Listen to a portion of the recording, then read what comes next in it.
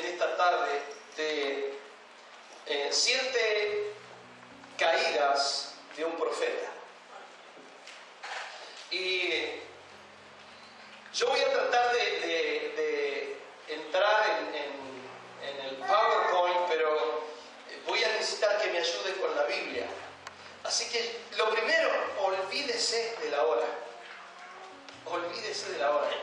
Reciba estos principios. Acepte estos principios. Son bíblicos que los van a bendecir. Amén. Amén. Si usted ve que se está durmiendo, péguese a usted. Tiene el permiso para pegarse. Ok. Las 7 caídas del profeta. Hay una palabra que compartí el domingo pasado y tiene que ver con este proverbio que dice: porque 7 veces cae el justo. Para nuestra forma de pensar es: si es justo no puede caer. Pero Dios dice que el justo cae. Que puede caer un justo. Y 7 veces caerá el justo, pero hay algo interesante. Y es una actitud que tiene que tener el justo. Es levantarse. Es levantarse. Mas los impíos caerán, dice, en el mal. Por lo tanto, hay una caída que evidentemente va a ser desastrosa y es para el impío. Para el impío, ¿quién es el impío? El impío es todo aquel que no conoce a Dios y que no vive de acuerdo a los principios de Dios. Ese es el impío. Ahora, 7 veces cae el justo. Y yo estuve compartiéndoles que he estado analizando la palabra que David cayó 7 veces y era justo. La Biblia dice que David era justo. La Biblia dice que Lot era justo, que Noé era justo, que José era justo, que Abraham era justo, que Abel era justo y que Juan el Bautista era justo. Gracias, gracias. Ahora, 7 veces cayó cada uno de estos justos. Y a todos ellos el Señor los libró. Y Dios los vio como justos, aunque las cosas que hicieron no eran justas. ¿De quién hablamos el domingo pasado? 7. De Lot. De Lot, el sobrino de Abraham. Y vimos 7 características de que no era justo. Ahora, mire por un momento aquí en Marcos 6. Hoy vamos a hablar de Juan el Bautista. Juan el Bautista tenía un ministerio profético. Y sin embargo, solemos no ver esto que está un poquito escondido en la Biblia, pero está. De las 7 caídas que tuvo Juan el Bautista, y de cada una de ellas vamos a aprender algo precioso. Así que disponga el corazón. ¿Amén? ¿Amén? Un solo hombre. Ahora sí. Muy bien. Especialmente prepárense en los hombres, no en las mujeres. Aleluya. Siento lo que viene para las mujeres. Aleluya. Muy bien, ¿no?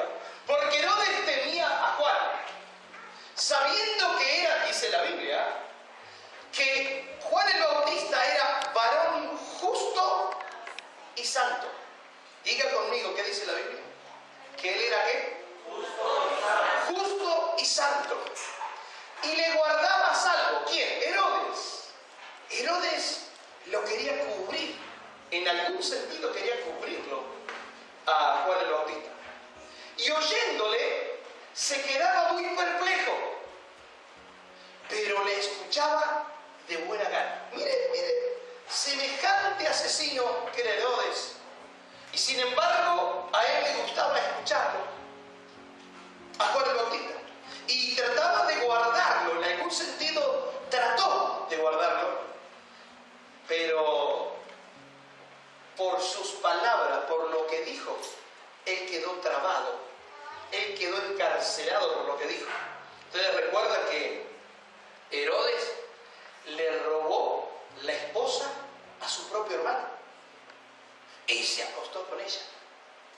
Y Juan el Bautista, cuando vio eso, Juan el Bautista era un profeta que no tenía pelitos en la lengua, se la dijo. Y públicamente le dijo: tú te acuestas con Herodías. Y entonces los que estaban alrededor de Herodes dijeron, preso.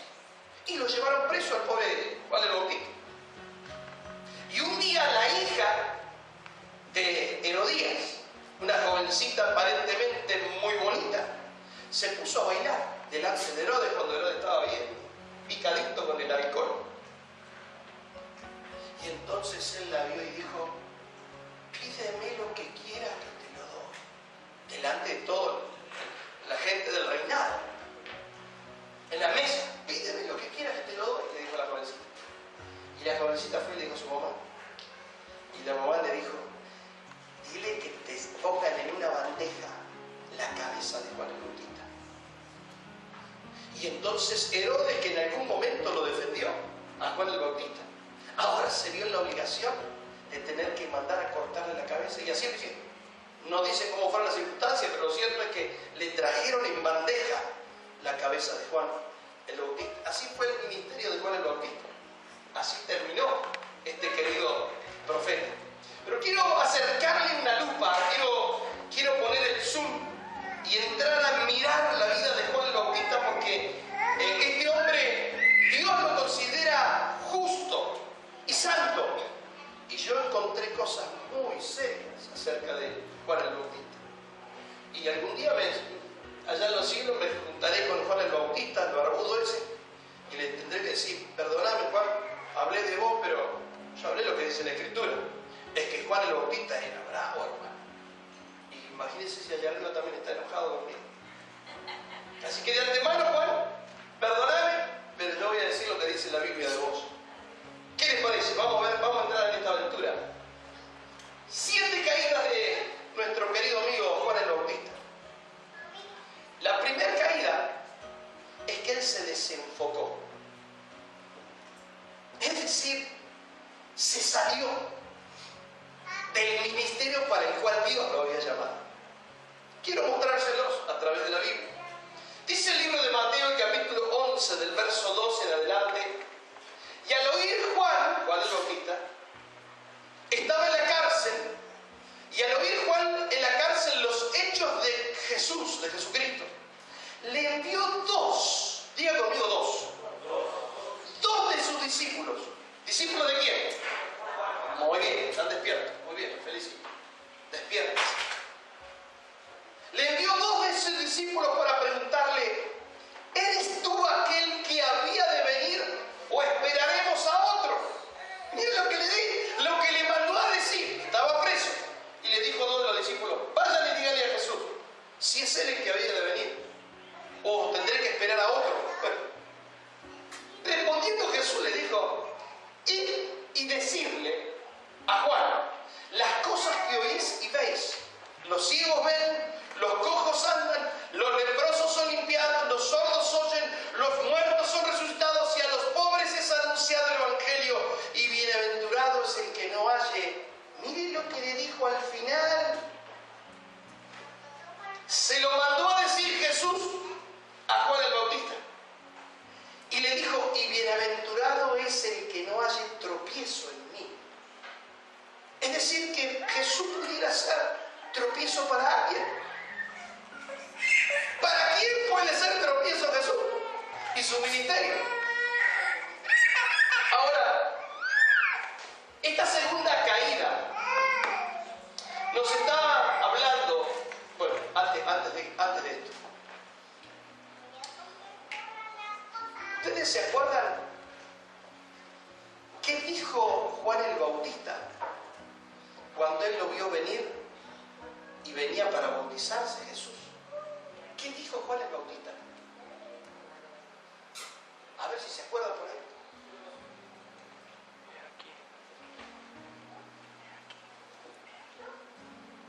¿Se acuerdan, no? A ver, vamos a Juan. Venga por un momento, ahí vamos a empezar con la Biblia. Miren en Juan, en el capítulo 1 y en el verso 29. Juan 1:29. Dice la palabra, el siguiente día vio Juan a Jesús que venía a él. Miren, Juan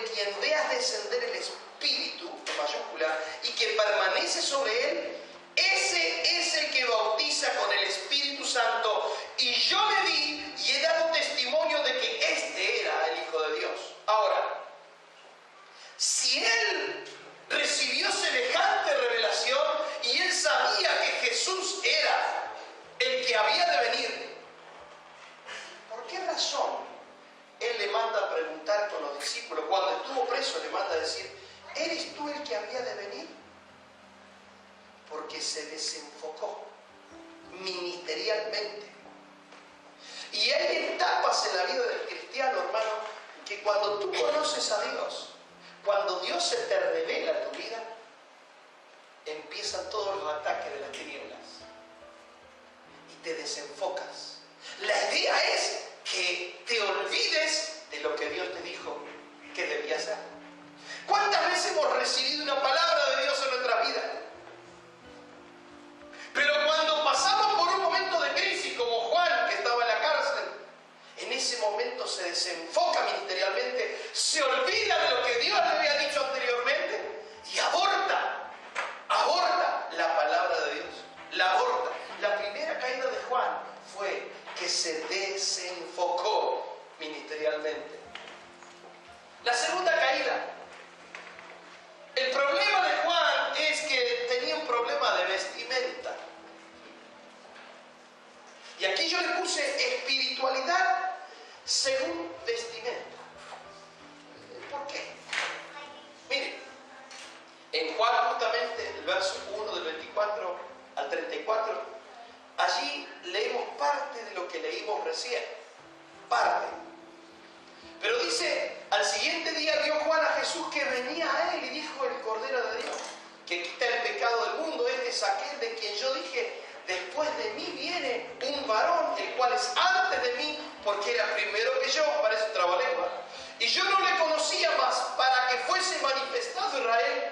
Por esto vine yo bautizando con agua. También dio Juan testimonio diciendo: vi al Espíritu que descendía del cielo como paloma y permaneció sobre él. Y yo no le conocía, pero el que me envió a bautizar con agua, aquel, me dijo: sobre quien veas descender el Espíritu y que permanece sobre él, ese es el que bautiza con el Espíritu Santo. Y yo le vi y he dado testimonio de que este es el Hijo de Dios. Ahora, encontramos en la palabra de que dice que Juan vestía. ¿Cómo vestía Juan? A ver, los que saben un poquito de Biblia, ¿qué tipo de vestimenta utilizaba Juan? Pieles. No, ¿qué tipo de vestimenta? Comida está bien lo que comía. Muy bien.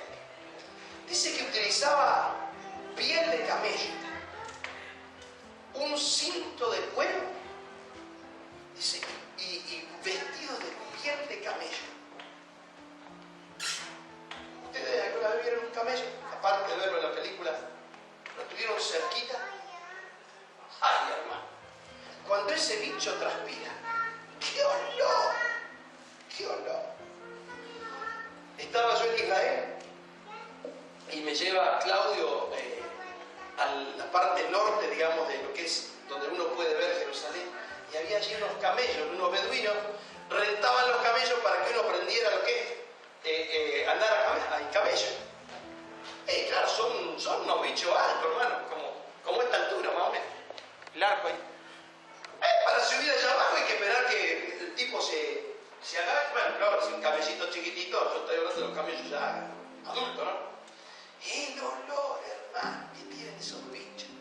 Los pelos gruesos como puerco espín. No sé si saben lo que es el puerco espín, pero bueno, unos pelos gruesos, hermano. Esa era la vestimenta de Juan el Bautista. ¿Y por qué yo lo veo como una segunda caída? La segunda caída que yo estoy viendo es que en aquellos tiempos nosotros hemos hablado de lo que es el vestido de silicio, pero no hemos entendido en profundidad lo que significaba el vestido de silicio. Algunos piensan que el silicio es la ceniza que uno se pone así, se tira la ceniza, y eso es estar en silicio. No. Eso no es estar en silicio. Silicio es un vestido que justamente se confecciona con pelo de camello, con el cuero y el pelo de camello, o bien el pelo de cabra negra. Tenía que ser cabra negra. El vestido de silicio era como una especie de vestido muy grueso, de alpillera. Nunca estuvieron acostados sobre una cama y se taparon con una frazada esa gruesa que te pica todo. Y decís, qué incómodo, qué lindo que son las sábanas. Y las sábanas, si fueran de seda, serían mejor.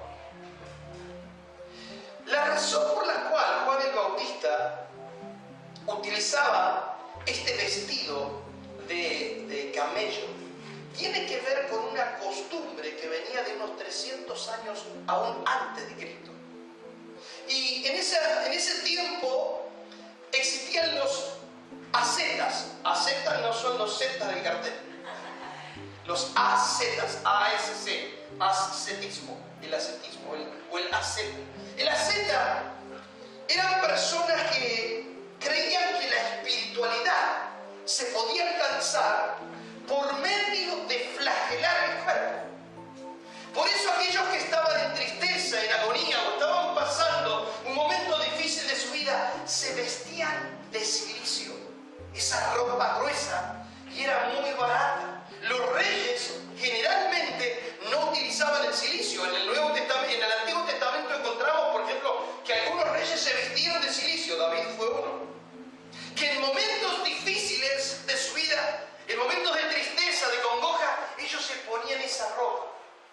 Pero es interesante que en este tiempo, hablando de Juan el Bautista, unos 300 años antes se comenzó a poner en práctica el ascetismo. Y el creer que se podía llegar a obtener un grado de espiritualidad mayor a través de flagelar el cuerpo de alguna manera. El ascetismo, cuando entró en los 2 primeros siglos en la iglesia cristiana, en la historia de la iglesia cristiana, los ascetistas comenzó la iglesia cristiana a tomar el ascetismo, y hermano, algunos se hicieron eunucos, se cortaban sus miembros. El ascetismo llevó a que muchas, entre comillas, monjas o monjes vivieran escondidos en un monasterio sin tocar el contacto con las otras personas.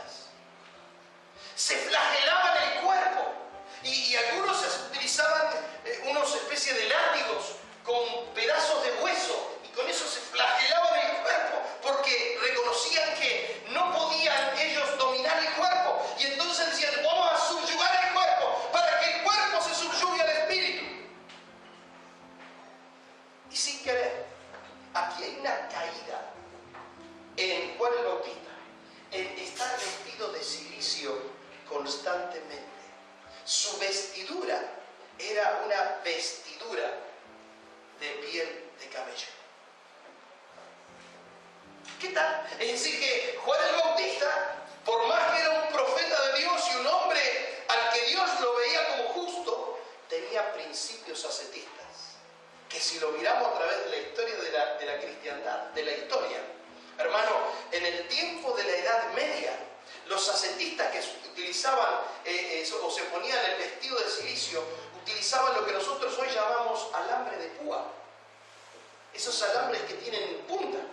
Y se lo ponían en el cuerpo, hermano, para estar constantemente durante todo el día entendiendo que ellos debían matar el cuerpo. Debían matar el cuerpo. Debían matar. Y el ascetismo no solo entró en el cristianismo, sino también en el islamismo y en el budismo. Mire hasta dónde calzó la influencia de una doctrina como el ascetismo, vestido de silicio.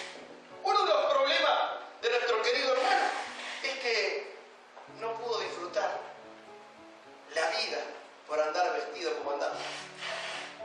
Eso fue una caída. Ahora vamos a ver por qué. La tercera caída es lo que pudiéramos llamar la espiritualidad según la comida. ¿Qué comía él?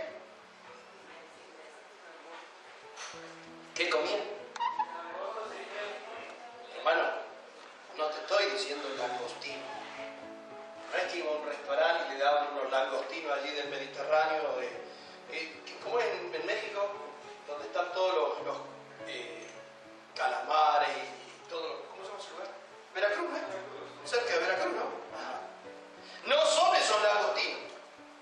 Era una langosta, hermano, que venían y que arrasaban con las cosechas, unos cositos, no sé si lo vieron, con un piecito largo, le arrancaban la cabeza, tiraban la cabeza y se comían la langosta así nomás.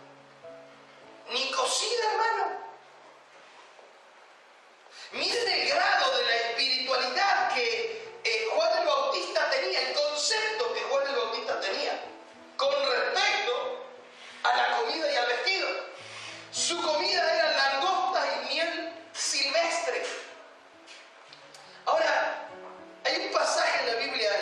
en el capítulo 12, dice así, yo se lo leo. Por tanto os digo, y Jesús que está diciendo, no os afanéis por vuestra vida, ¿qué comeréis? Ni por el cuerpo, ¿qué vestiréis? Cuando Jesús dice estas palabras, tenemos que entender el entorno en el que Jesús se movía. Había entrado este espíritu en aquellos discípulos fariseos y era, tenemos que tener mucho cuidado de lo que comemos. No comáis lo inmundo. Por eso Jesús necesita cambiarle la teología a Pedro, y el Espíritu Santo en una visión le dice a Pedro, Pedro, y le baja una sábana llena de reptiles, víbora, cucaracha, de todo, y le dice, mata y come. Pedro era uno de esos que también decía, no, ojo, porque podemos contaminar nuestro cuerpo con lo que comemos. Y entonces Jesús le dice, mire qué interesante, Jesús le está hablando sobre la comida y el vestido, y él le está diciendo, por tanto os digo, no se afanen, no se preocupen por la comida y por lo que comeréis, ni por el cuerpo que vestiréis. Y él dijo, la vida es más que la comida. Jesús le estaba diciendo, lo que ustedes hagan es más importante de lo que ustedes se estén privando de comer. Anoche nos comimos una costillita de cerdo. Perdón. Estaba tan como a las 11 y sí. Algunos me dicen, pastor, no invitaste, pero que a las 9 de la noche se le ocurrió a alguien, vamos a comer un asadito. Y la verdad, corría un fresquito allá afuera, hermano. Un vientito tan lindo. Al final, hermano, yo que quería terminar rápido para ir a preparar el tema que había preparado para hoy, justamente, hermano, a las 11 de la noche nos sentamos a comer.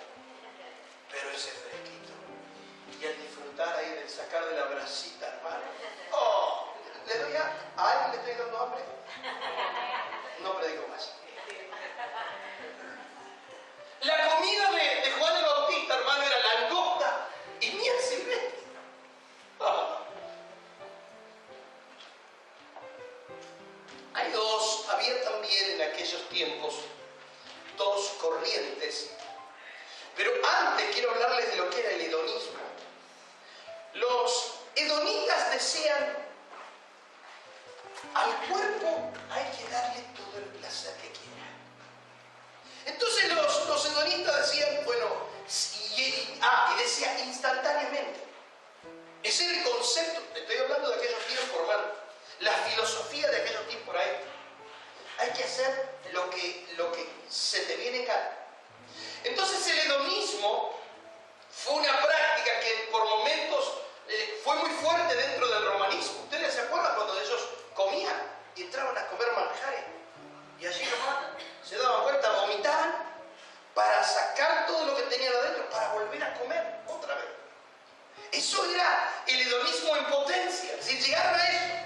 Pero no solamente estaba este concepto del hedonismo, decir, hay que darle placer porque el cuerpo se va a morir y el cuerpo se va a sanar. Lo importante es el alma y el espíritu, por lo tanto al cuerpo hay que darle lo que el cuerpo quiera. En esos tiempos, hermanos, los griegos y los romanos se unieron en este concepto filosófico. Pero también estaban los llamados estoicos. Los estoicos eran gente mucho más mesurada, pensante, y ellos decían, una generación termina y otra comienza. Y todos los acontecimientos del mundo ya están determinados. Por lo tanto, vivamos en libertad aceptando el destino propio de cada uno. Es decir, si te viene el mal, aceptar. Si te viene el bien, disfrutar. Pero todos somos, y eran panteístas, todos todos formamos un alma. Las cosas suceden porque suceden. Entonces, vivamos tratando de disfrutarla y si te viene el mal, aceptarlo. Esos eran los estoicos. Pero también estaban los epicúreos. Y los epicúreos tomaron mal los conceptos hedonistas. Y el epicúreo entonces decía que eso fue en el 340 más o menos antes de Cristo. Y abrieron una escuela, Epicurio abrió una escuela a la que le llamó Jardín. Y se creó una filosofía que muchos libertinos la malentendieron. Y él decía que la felicidad placer. Y que ningún placer es malo en sí mismo. Si tú tienes deseo de comer, come y disfruta mucho. Por eso es que como 60 likes, hermano. Y yo estaba haciendo un chiste, anoche le saco la foto al asado ese, el que hicimos anoche. Le saqué una fotito, lo levanté al Facebook. Todavía le decía a los hermanos, ya vas a ver por... Y hermano, es cierto.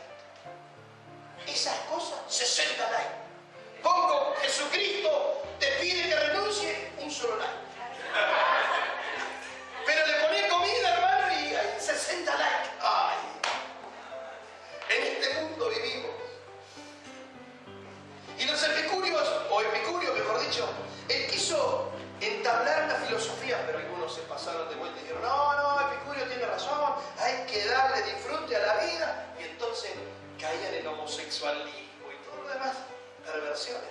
Esa era la corriente que había en los tiempos de Juan el Bautista, que también afectaron de alguna manera su vida, y él decía, yo no me quiero contaminar.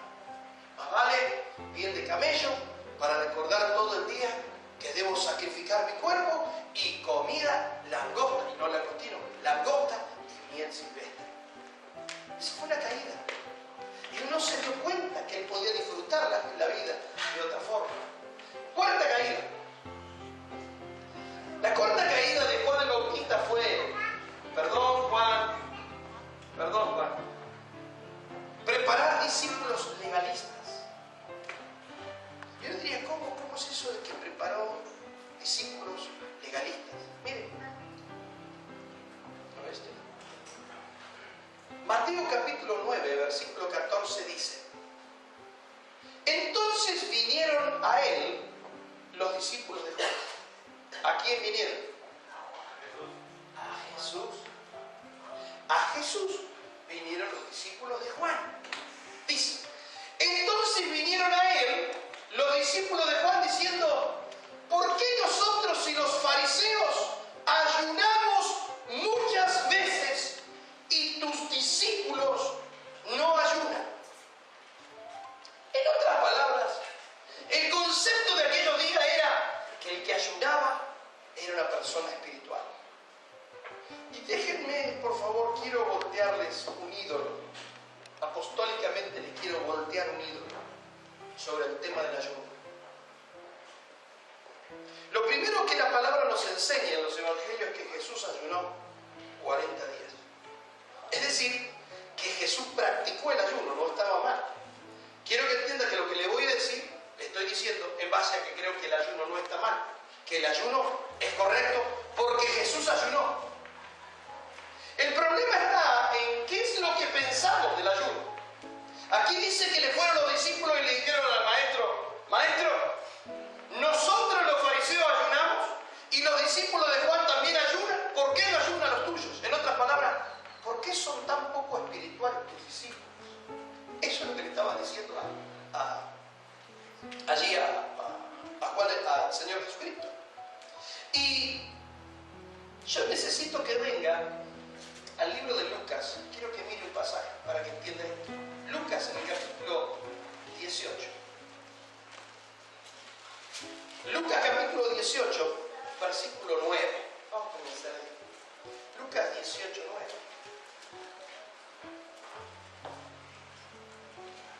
Dice la palabra, a unos que confiaban en sí mismos como justos. Escuche esto. ¿De qué estamos hablando? De las 7 caídas del justo. Diga conmigo, caídas del justo. Caídas del justo. Y aquí está el Señor Jesús hablando de algunos que pensaban, dice el verso 9, a unos que confiaban en sí mismos como justos. Es decir, había gente que estaba alrededor de Jesús y que se creían justos y menospreciaban a los otros. Menosprecio quiere decir algo que le estamos declarando menos valor de lo que en realidad tiene. Menospreciar es eso. Despreciar es una cosa, menospreciar es otra. Aquí estaban menospreciando a otros. Y entonces Jesús les dijo una parábola. 2 hombres subieron al templo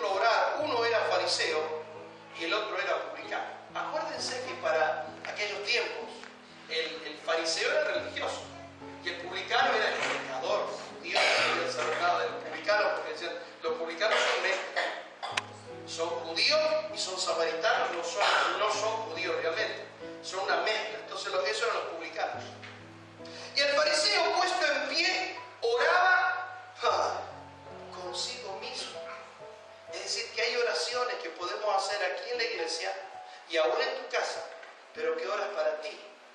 No estás orando para Dios. Generalmente ese tipo de oraciones en la iglesia, porque se le está tratando de mostrar a otros, no es a solas, se le demuestra a otros cómo oro. Y entonces está diciendo que el fariseo puesto en pie oraba consigo mismo de esta manera. Y decía: Dios, te doy gracias porque no soy como los otros hombres, ladrones, injustos, adúlteros, ni aun como este publicano. Ayuno 2 veces a la semana. Doy diezmos de todo lo que gano. Mas el publicano, estando lejos, no quería ni aún alzar los ojos al cielo, sino que se golpeaba el pecho diciendo: Dios, sé propicio a mí, pecador. Os digo que éste descendió a su casa justificado antes que el otro, que el fariseo, porque cualquiera que se enaltece será humillado, y el que se humilla será enaltecido. Cuando yo empiezo a mirar el tema del ayuno en el Nuevo Testamento, en los 4 evangelios, nos dice que Jesús ayunó 40 días. También nos dice que Jesús dijo: cuando ayunes, no seáis como estos religiosos que se demacran la cara y andan por la calle casi dormidos, zombies, diciendo: es que estoy en un ayuno de 21 días. Los otros días estaba diciendo esto, y viene un hermano, en una cara, lo vi flaco. Y lo primero que me dijo fue: es que estoy ayunando 21 días, pastor. Yo pegué la noche, yo me comí una tortita. Es que tenemos el concepto de que nuestro ayuno va a mover de alguna manera la mano de Dios. Y Jesús, cuando menciona sobre el ayuno, dice que hay géneros que no salen, es decir, hay espíritu inmundo que no salen si no es con ayuno y oración. Eso sí, eso está enseñado el Señor. Pero también, cuando le viene con esto del ayuno, Jesús dice algo muy interesante allí.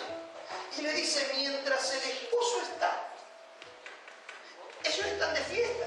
Los discípulos están de fiesta porque estaba Jesús todavía con ellos. Y él dice: pero en el tiempo en que el esposo no esté, ahí será tiempo de ayunar. ¿Qué tiempo será ese? No es ahora, no. Es en el tiempo de la gran tribulación.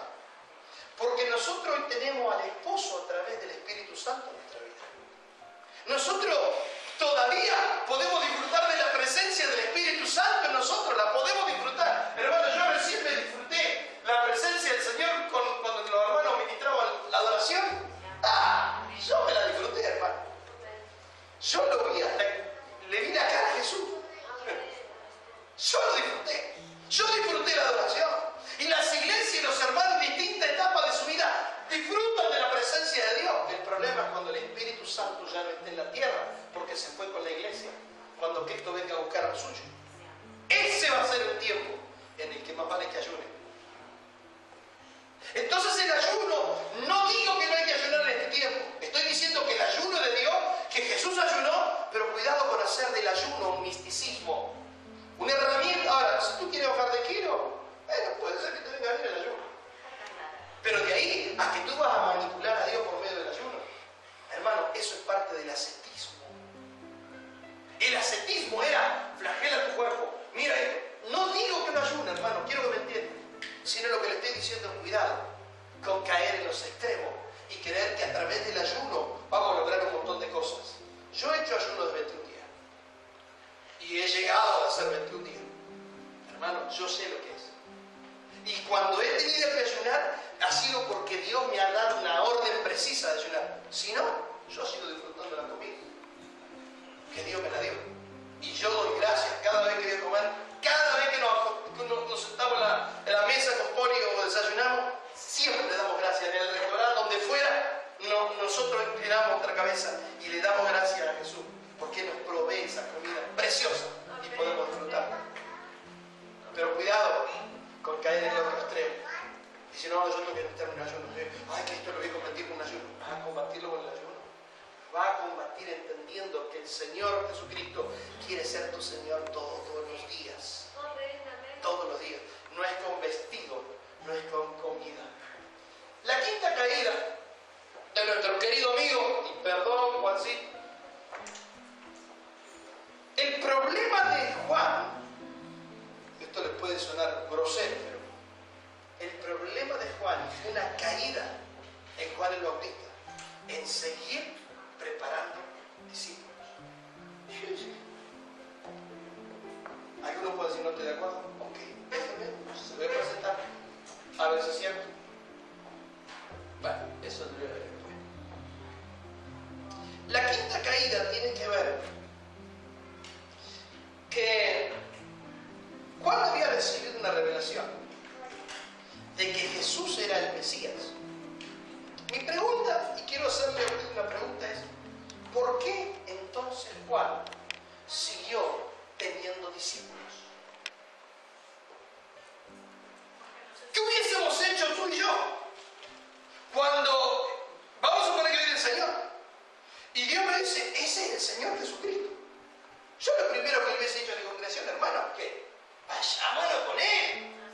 ¿Qué tengo que yo seguir aquí? Ustedes se quedan conmigo, van a seguir aprendiendo de mí. Y yo les voy a enseñar acerca del bautismo del arrepentimiento. No, hermano, si era el Mesías el que había venido y él había recibido una revelación, el problema de Juan el Bautista fue seguir y continuar preparando discípulos. Él lo que tendría que haber hecho fue seguir a Pedro y a Andrés. Mire qué interesante, hermano. Hay un pasaje, a ver si lo encuentro. A ver si es Lucas. No.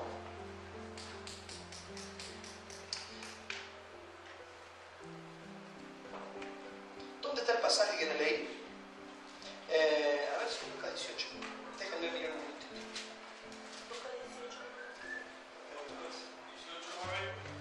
Era Jesús, no, 18:9, no, ese no. Ya se lo voy a encontrar. Déjenme, dame 2 minutitos.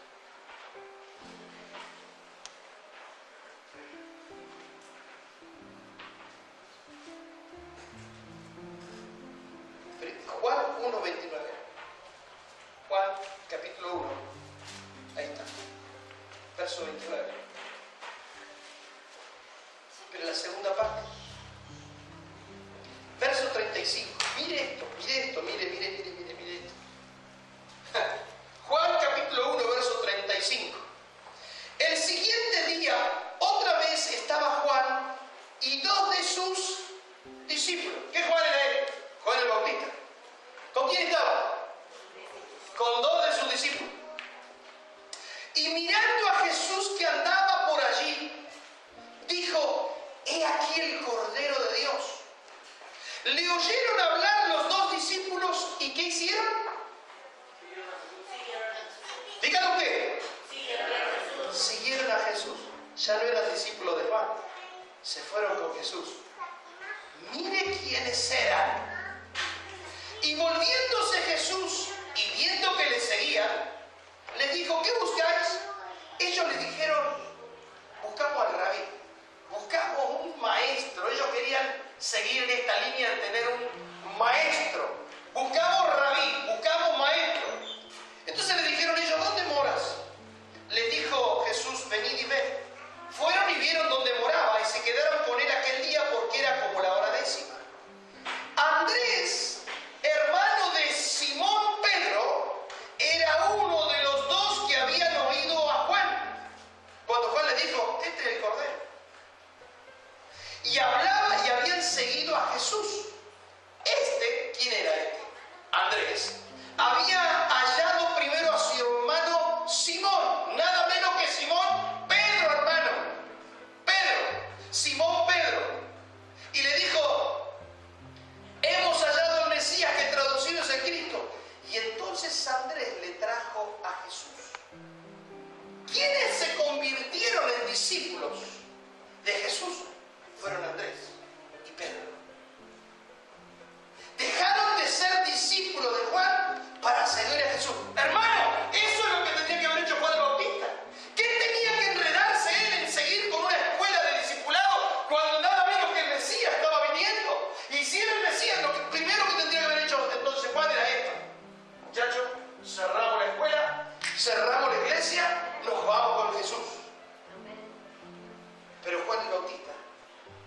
estaba interesado en su propio ministerio. La Biblia nos habla de un síndrome. Síndrome es una manifestación. Yo le llamo así, le puse ese nombre porque alguna vez lo escuché, hace muchos años. Síndrome de Vasti. ¿Quién es Vasti? Vasti era una reina. Cuando el rey Asuero, dice la palabra que en aquellos tiempos bíblicos en el libro de Esther, había un rey que se llamaba Asuero. Y él había juntado 180 naciones, gobiernos que gobernaban, hizo una fiesta. Y la fiesta, él había pensado para sí, el broche de oro de la fiesta va a ser presentarles a mi reina, lo bonita que sea. Entonces hace la fiesta y estando ya muy alegre con el vino, después de varios días, él llamó a 7 eunucos ascetistas que se habían autocastrado para serle fiel, o los habían castrado para que no le fueran infieles al rey. Y entonces estos 7 eunucos tenían que ir a traer a la reina, la cual había sido preparada, embellecida. Ella tenía sus dotes naturales muy lindos, pero la habían mejorado, la habían metido 6 meses en óleo de mirra. Dice la historia que las doncellas, antes de ser presentadas al rey, estaban un año, hermano, con óleos aromáticos y esencias y aceites y baños y qué sé yo qué. Y las preparaban y esos eunucos la adornaban. Y cuando le iban los eunucos a decirle a Vasti, Vasti, el rey ahora es el momento, te quiere presentar, Vasti dijo, no voy. Es más, voy a hacer mi propia fiesta. Síndrome de Vasti es cuando alguien quiere levantar su ministerio propio. Cuando alguien no quiere estar sujeto a alguien y quiere levantar su propio ministerio. Mire, hermano, yo dije algo el miércoles en la reunión de liderazgo, lo voy a decir porque hay gente que no está. Este es un ministerio donde hay gente que viene a beber de la palabra. Porque Dios, en su gracia, nos ha dado a nosotros un ministerio que es la revelación de la palabra. Y yo lo sé. Pero hay gente que viene a mamar de la leche espiritual, pero con un solo concepto: aprender un poquito para ir a abrir su propio ministerio. Y sabe que les compartí el miércoles a la iglesia, yo sé de lo que estoy hablando, porque hace unos cuantos años atrás una profeta me dijo: vas a recibir un pastor que tiene traición en el corazón, ¿lo vas a aceptar? Y primero yo pensé y dije, voy a manotear el flip, para ahuyentar las moscas, no los mosquitos. En esos tiempos míos se le llamaba flip. Y Dios me dijo, pero hay una oportunidad de que él se arrepienta. ¿Qué vas a hacer? Y yo dije, que venga. Y él entró a nuestra iglesia, en la iglesia nuestra, en una iglesia grande, y se vino con unos 20 miembros. Y cuando pasó después de un añito, empezó él a hablarle a cierta gente especial de la iglesia para levantar su ministerio. Lo que él no sabía, que esa gente vino y me dijeron, Fernando, te está soltando el piso. Y ellos no sabían de la palabra profética que la profeta me había dado a mí. Entonces lo llamé a este pastorcito y delante de toda la gente lo confronté y la gente le dijo, sí, vos me dijiste que vos querías que te siguieran, que iba a armar tu ministerio. Y el otro empezó a decir, sí, porque vos dijiste, ya. El tipo estaba bordado, rojo, blanco, todos los colores. Era un camaleón. Y lo eché. Y a esta iglesia no venís más. Y lo peor es que las ovejas que él habían venido con él, cuando conocieron el pasto que había en nuestra iglesia, dijeron, nosotros no te seguimos. Y se fue solo. ¿Por qué les digo esto? Porque yo hay gente que les veo el corazón. Hay gente que pretende tener autoridad ministerial y creen que pueden predicar. Y cuando yo digo, llegó el tiempo para los pastores, aquí a los pastores los van a respetar. Se lo aseguro, porque si no la puerta le va a quedar chica. El patadón que le voy a meter cuando no respeten a uno de los hombres que Dios ha levantado. Así lo digo, patadón. Porque tienen que aprender que la palabra de Dios es una y el síndrome de Basti es un síndrome satánico que volvió hasta el mismo Lucifer y por eso Lucifer se rebeló, porque él dijo yo también puedo. Y Dios le dijo así, aquí vas a respetar la autoridad. Y lo mandó a la tierra, lo sacó del cielo. Y hermanos, cuando hablamos de autoridad espiritual hay gente en este valle, mire, yo le voy a decir algo que Dios me dijo y lo voy a decir. Hay un problema en México y esto lo recibí estando en el DF. El problema fue un problema de hombres, un problema que herida su hombría se sintieron machistas. Ustedes le preguntan al mundo entero, muchos de ustedes son mexicanos y no lo saben, pero pregúntenle al mundo entero y van a ver que al mexicano lo tienen por machista. El macho. Acá se hace en mi casa lo que yo quiero. Y si yo quiero ahora con esta plata que cobré irme con otras mujeres, me voy y te callás y te quedás aquí. Y lo que hicieron fue meter a las mujeres en una actitud de sumisión por obligación.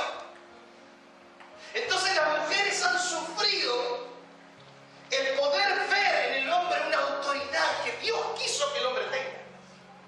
Y entonces una generación de mujeres, ¿saben lo que hicieron? Empezaron a hablar a sus hijas, mis queridas mexicanas. Hija, vos sos un ser muy especial. Nunca dejes que ningún hombre te humille. Y le entraron a meter verdades con principios que no son de Dios. La Biblia dice que la mujer debe estar sujeta a su marido. Yo tengo que leerle 2 versículos más. Perdónenme, hermano. Pero lo voy a tomar. Primera de Corintios. Los hombres digan amén. Los hombres digan amén. Amén. Las mujeres digan amén. Ahora sí. Miren, abra la Biblia en Primera de Corintios 11. Esto va de regalo, de obsequio. Pero vamos a poner en orden la casa. La casa del Señor y los hogares. Así que hombre y mujer, escuchen el consejo paulino, no fernandino. Es decir, no el consejo mío, sino el consejo de Pablo. Primera de Corintios 11 dice, pero quiero que sepáis, verso 3, a ver, pero quiero que sepáis que Cristo es la cabeza de todo. Dígalo usted, por favor. Todo varón. Cristo es la cabeza de todo varón. Y el varón es la cabeza de la mujer. Y Dios la cabeza de Cristo. todo varón que ora o profetiza con la cabeza cubierta, afrenta su cabeza. ¿Por qué? Porque Dios estipuló de que el hombre sea cobertura y no necesita una cubierta. Y hermanos, los judíos no lo entendieron, por eso siguen usando el equipá. Ahora miren lo que dice. Porque si la mujer no se cubre, que se corte también el cabello. El domingo que viene vamos a ver varias peladas, pelones. Que se corte también el cabello. Y si le es vergonzoso a la mujer cortarse el cabello, que se rape o que se cubra. Dos cosas. Miren, ahora se armó. Diga conmigo, se armó. Porque el varón no debe cubrirse la cabeza, pues él es imagen y gloria de... ¿De quién es la mujer? ¿De quién es el hombre? ¿Qué dice? Porque el varón no debe cubrirse la cabeza, pues él es imagen y gloria de Dios. Pero la mujer es ¿qué? Es la gloria del varón. ¿Es la gloria de qué? Del varón. El hombre, ¿su gloria quién es? Dios. ¿Y a la mujer? Voy a acelerar un poquito más. ¿Hay más todavía? ¿Puedo? ¿Puedo meter la espadita? ¿Saco la espada esa de ahí? Dice, porque el varón no procede de la mujer. Pero si yo nací de mi vieja, de mi mamá, ¿cómo que no? Pero está hablando aquí de generación de hombre. Porque el varón no procede de la mujer, sino la mujer del varón. Uy, me duele a mí.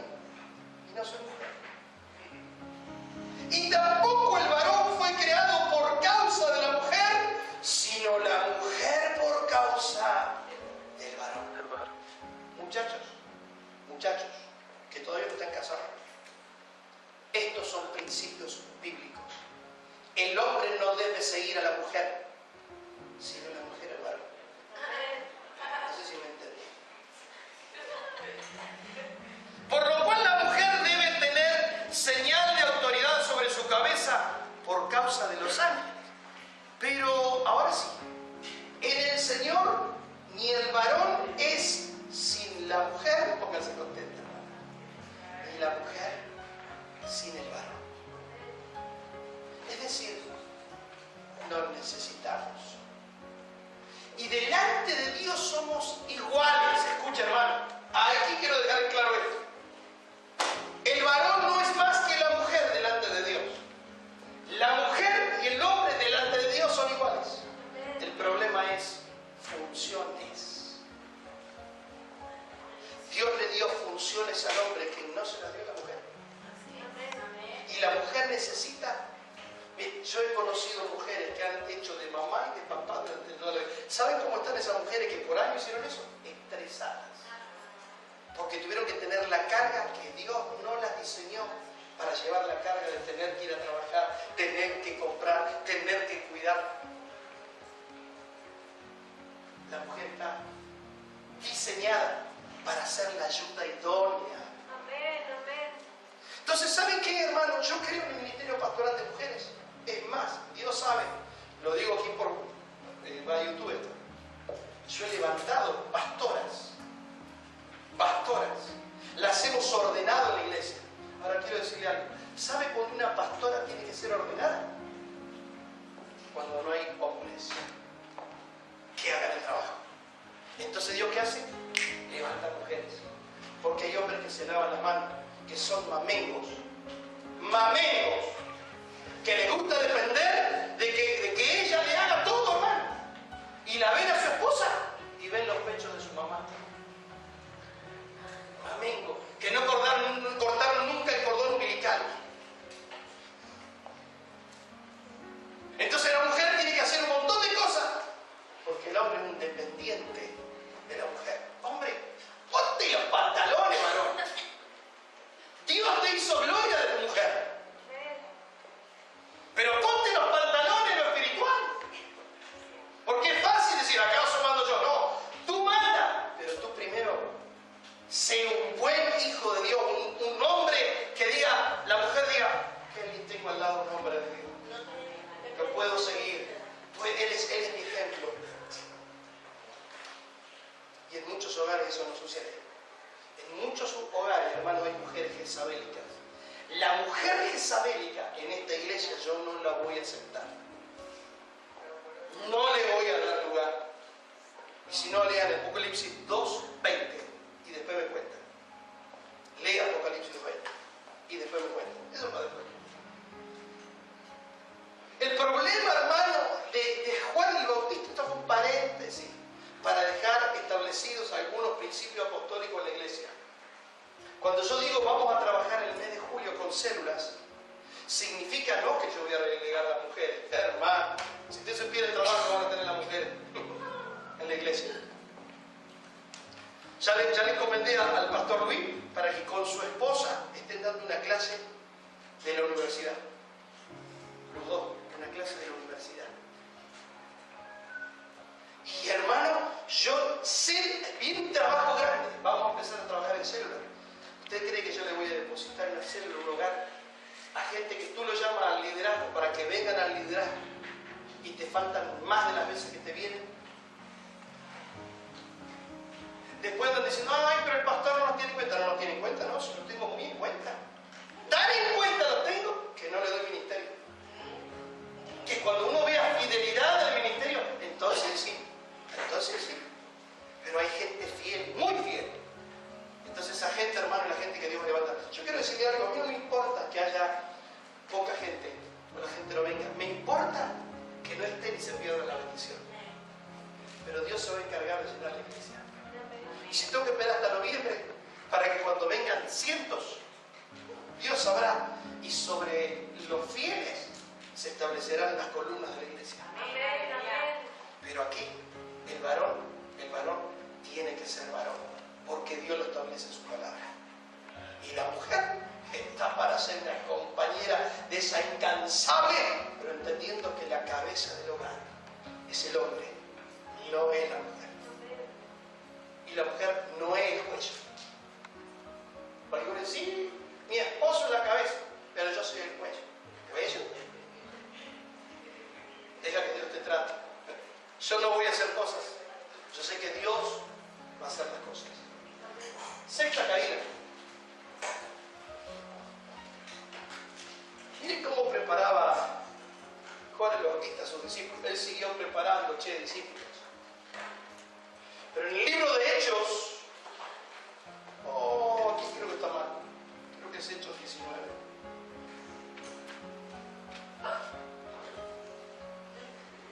Aprovecho.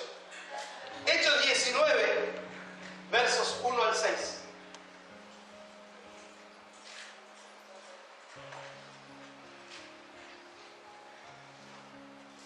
Ahí está. Ese es el pasaje, pero en cambio de Hechos 29 es Hechos 19. Hechos 19, del 1 al 6, dice eso. Aconteció que, entre tanto que Apolos estaba en Corinto, Pablo, después de recorrer las regiones superiores, vino a Éfeso. Y hallando a ciertos discípulos, ojo, eran discípulos, y hallando a ciertos discípulos les dijo, ¿recibisteis el Espíritu Santo cuando creíste? Y ellos le dijeron, miren hermano, y eran discípulos, ni siquiera hemos oído si hay Espíritu Santo. Entonces Pablo dijo, ¿en qué pues fuisteis bautizados? Ellos dijeron, en el bautismo de Juan. Este es el bautismo de Juan el Bautista.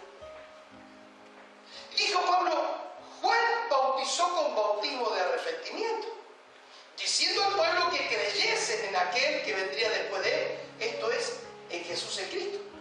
Cuando oyeron esto, fueron bautizados en el nombre del Señor Jesús, y habiéndole impuesto Pablo en las manos, vino sobre ellos el Espíritu Santo, y hablaban en lenguas y profetizaban.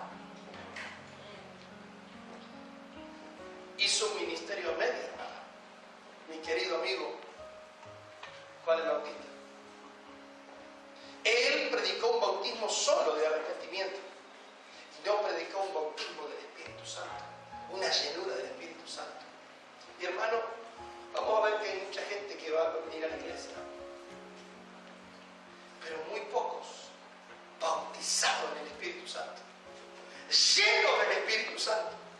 Y esto es algo, querido hermano, hermana, que vos necesitas entender. Necesitas tener un bautismo del Espíritu Santo.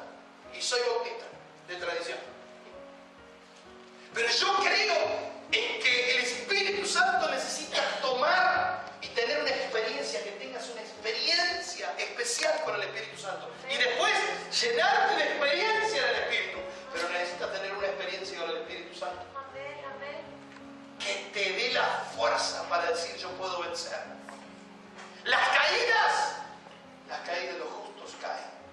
Y Juan el Bautista era alguien que Dios lo consideraba justo y santo, aunque tenía estos errores. Por eso digo, perdón, Juan el Bautista. No sé, si no, que allí me pegue un piñón cuando llegue allá se pega. Así que no hay problema. Y la séptima. La séptima. Preparó discípulos que oraban diferente. Miren, vestían diferente, comían diferente, bautizaban diferente, tenían su propio ministerio mástil. Y ahora, ¿cómo que los discípulos de Juan oraban diferente? Miren, dice Lucas, aconteció que estaba Jesús orando en un lugar. Él estaba orando. Y cuando terminó de orar, uno de sus discípulos le dijo, Señor, enséñanos a orar como también Juan, el Bautista, enseñó a sus discípulos. Es decir, que Juan le había enseñado a orar. Y a mí me gusta porque allí empieza el Padre Nuestro. Allí Jesús, sin ningún tipo de protocolo, empieza a decir, Padre nuestro que estás en el cielo, santificado sea tu nombre. Venga a nosotros tu reino. Hágase tu voluntad, así en la tierra como en el cielo. El pan nuestro de cada día, dánoslo hoy. Y perdona nuestras deudas, así como nosotros perdonamos a nuestros deudores.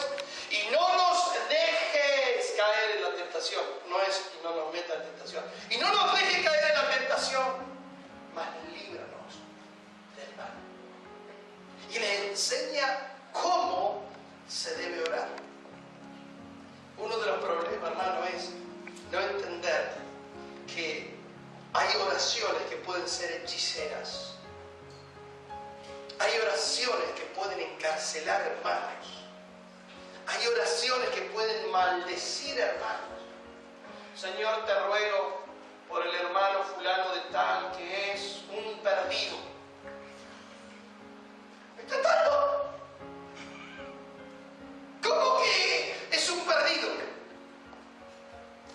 Señor, yo te ruego por el hermano tal que aunque está cayendo, Señor, él es un hijo tuyo, es un hijo del rey. Padre, porque tu palabra dice que 7 veces caerá el justo, pero se va a levantar.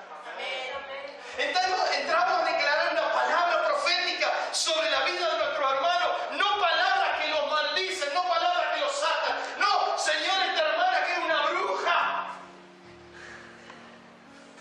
Y lo único que le queda a la hermana es que cambia salir en un carro, sale a la una escoba.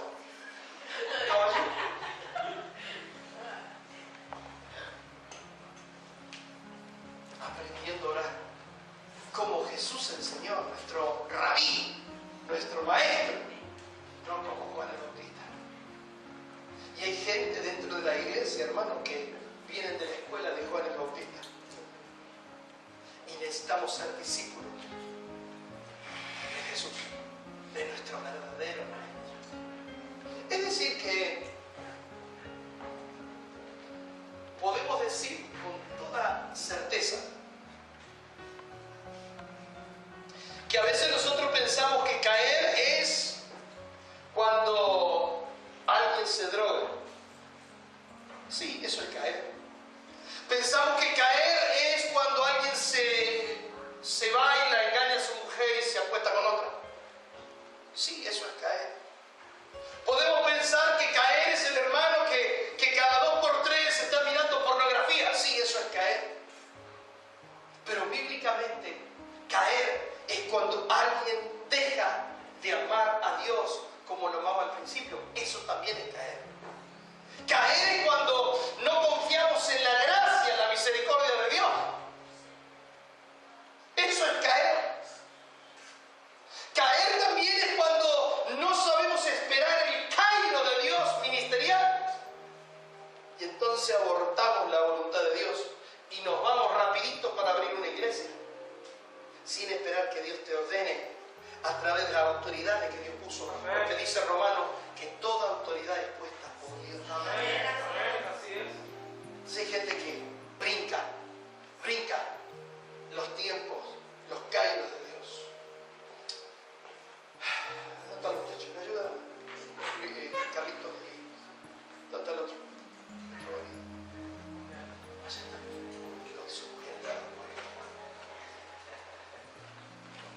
¿De cabeza?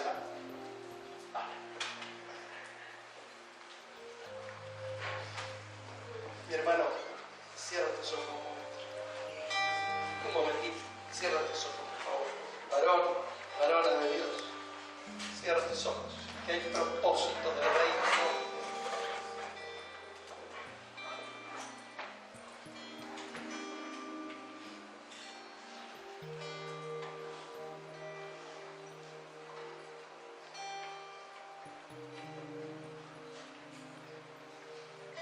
Puedes cerrar tus ojos un momento más y deja que el Espíritu Santo te pregunte en qué estás cayendo. Porque Dios no mira como miramos nosotros los seres humanos. Dios mira de una perspectiva de mujer terminada. terminada. Hombre terminado. Dios nos está mirando ahora. Es más, Dios desde el trono puede reírse de lo que estás viviendo.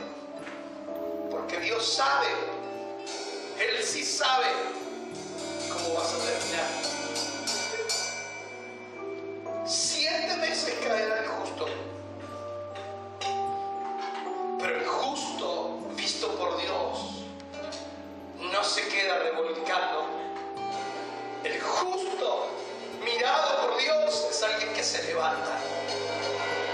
Es alguien que entiende el bautismo del Espíritu Santo. Es alguien que entiende lo que es estar lleno del Espíritu Santo. Porque cuando hay llenura del Espíritu, no hay lugar para otras cosas. Porque estás lleno de la presencia de Dios.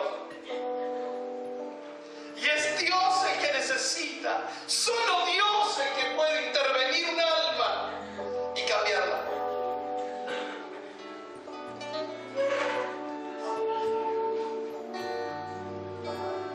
Ofrenda que traigo de rodillas ante ti, hoy declaro eres mi Dios.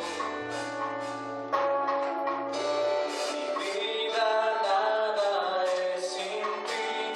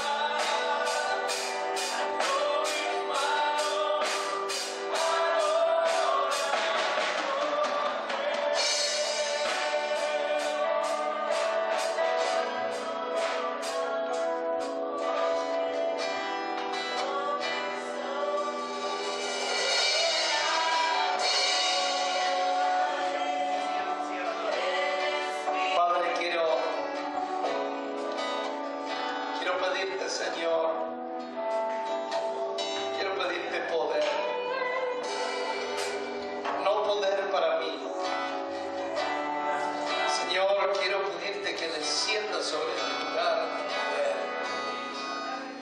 el poder que puede libertar, el poder que puede levantar, el poder que puede restaurar cualquier familia, matrimonio, el poder que viene a través de la presencia del Espíritu Santo.